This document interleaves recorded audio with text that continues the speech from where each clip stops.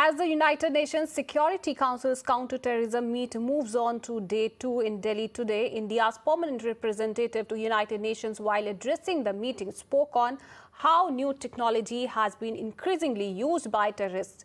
Meanwhile, Minister of External Affairs S. Jaishankar said that how countering terrorism has become a topmost priority for India.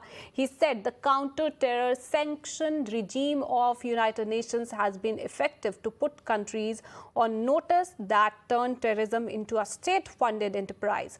Jaishankar described terrorism as one of the gravest threats to humanity.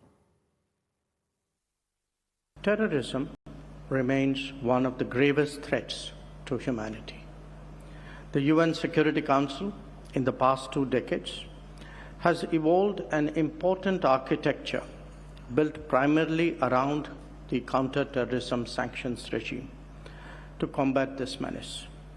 This has been very effective in putting those countries on notice that had turned terrorism into a state-funded enterprise. Despite this, the threat of terrorism is only growing and expanding, particularly in Asia and Africa, as successive reports of the 1267 Sanctions Committee monitoring reports have highlighted. PR, of course, but more importantly, wearing a different hat, chair of the United Nations Security Council Counter-Terror Committee. It's been a very big day today. And what are you looking at? How far have we gone on fighting terrorism in the world? Well, I think you're right. It's been an excellent meeting, and I've just come out of chairing the meeting. And all delegates are quite unanimous that it's been an excellent meeting and have been very, very complimentary of the entire effort undertaken by the host government, the Government of India. I'd like to make 3 points here, basically. The one, that terrorism is an evil. The United Nations Secretary General, who was recently on a state visit to India, has also underlined that. And that terrorism in all its forms and manifestations is unjustifiable, and no matter who commits it, wherever it is committed. The second point is that the very first time, the Counter-Terrorism Committee of the Security Council is meeting in India.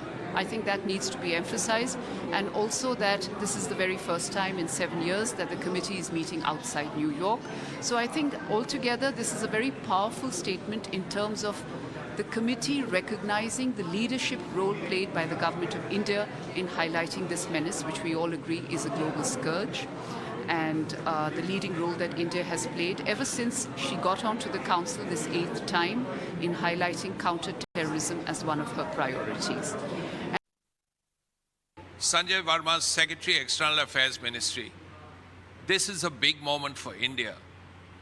Counter-terrorism is the one issue that India is talking about, because India has faced terrorism.